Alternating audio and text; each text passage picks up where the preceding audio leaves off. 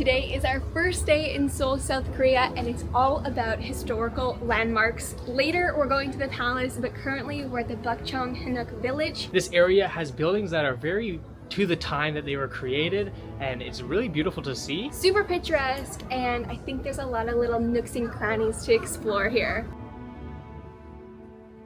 We found this just down an alleyway. I think it's a historical looking restaurant. The northern village, known as Bukchon, has over 6,000 homes, many resembling what they traditionally look like, which are also known as hanoks.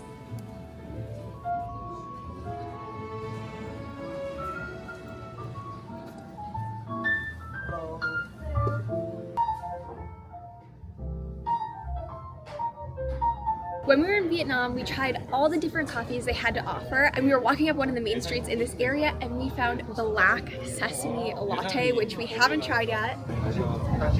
Oh, yum. Tanner tried a peanut butter latte when we were in Da Nang, Vietnam, and I feel like this is very similar, except a more mild flavor. It's not like peanut butter, it's just like kind of a nutty, roasted, nutty flavor. Smoky, it's good. This is really delicious. And they put like a cold foam on top that was also black sesame, and so it's so thick it's almost like drinking a milkshake. It's really delicious.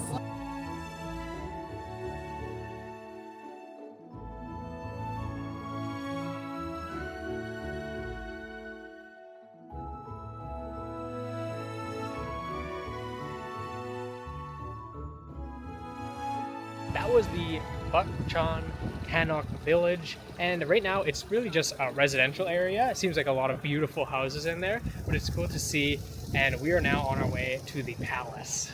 On your way to the palace, you can find many shopping streets with some of what I can now say the best snacks available. These pockets are dipped in oil to turn golden all around before being served in a small paper cup for you to enjoy. On our way to the castle, we saved this fun little snack I saw highly rated online. It's called a Hotteok. It's basically a fried pancake with some kind of filling inside. And so for ours, you can see we got one japchae filled and one honey butter cheese. Oh, baby. Can you see the cheese? Oh, they look actually delicious. They smell like a loaf of garlic bread to me. They're very hot though. We've got them cooled down. Let's take a bite.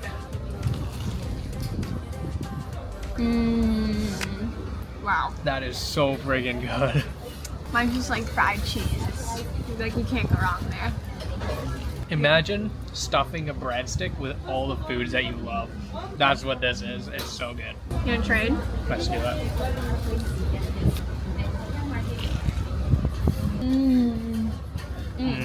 If you can only get one, get the japchae one. This one's so amazing. It was actually labeled as veggies and noodles on the list, so go for that.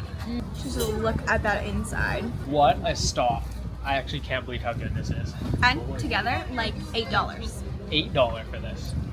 We are inside of the palace now, and I find it quite unique compared to some of the other castles and palaces we've been to because it's quite wide and low, like 1 story, 2 story. It seems like a lot of photos are being taken. I've really been finding anywhere we go in Seoul, like no matter what district we're in, everything is super picturesque. It's probably one of the most beautiful places we've been so far.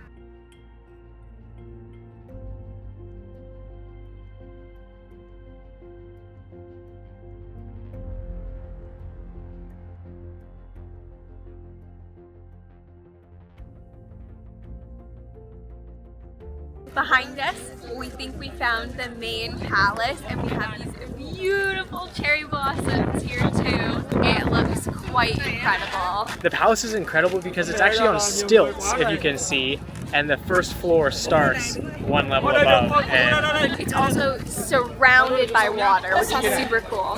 yeah, very cool. Normally we try not to get people in the photos, but I need to show you how many people there are in these photos. And when we were filming that last section of the video, we had some people come up to us and say, sorry, as in, move out of the way, I'm taking my photo now, which But we had to wait there so that we could take that clip. The last few days we found people to be quite confident in themselves, to say it politely. The audacity is real.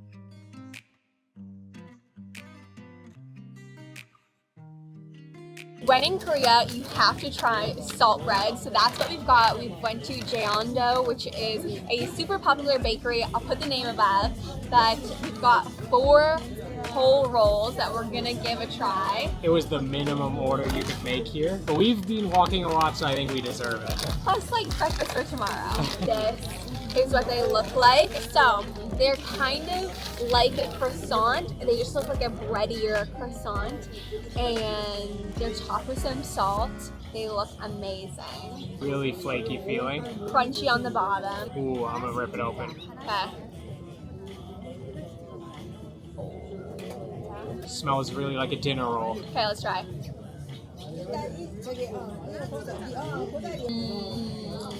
If you love butter, you're gonna love this. It's a super buttery bread flavor. Not as salty as I was expecting.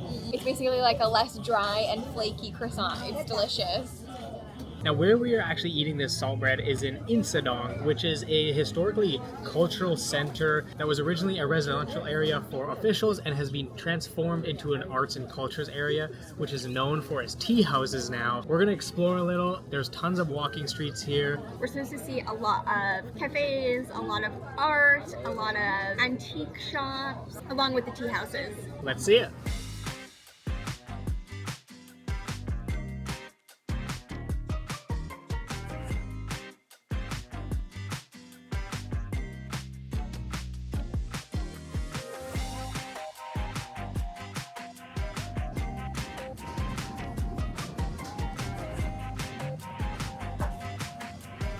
So after a long day of walking and seeing historical sites, we have got our dinner here. Still more to come, but we have cut noodle soup. Cut noodles are supposed to be a more larger, silkier, chewy noodle than anything like ramen or pho. And its broth is usually made out of anchovies and kelp. So that's unusual. Maybe it has to do with the fish I saw hanging outside.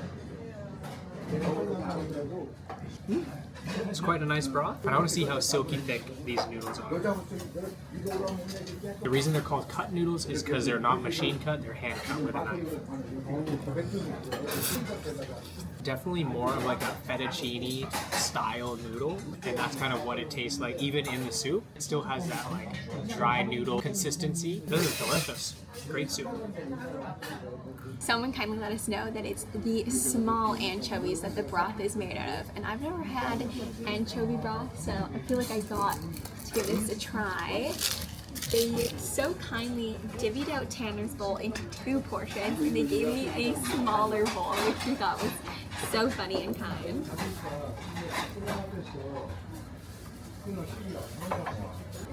That's actually really nice.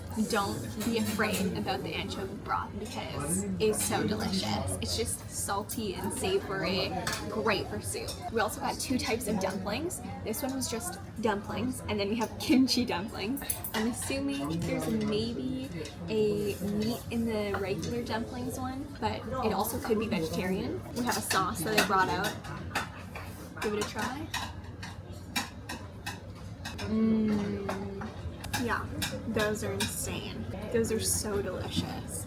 They are so stuffed full, and the wrapper is just perfect. These are up there for some of the best dumplings I've ever had. Sierra does not normally do this, but as she tasted this here dumpling, she devoured the entire thing because it was just that good. So I've got to give it a try.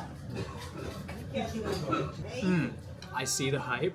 It's a nice meaty, has some japchae in it, some greens. I don't even know how to describe the flavor, but it's that savory dumpling flavor that you want when you're eating a dumpling. This is so delicious.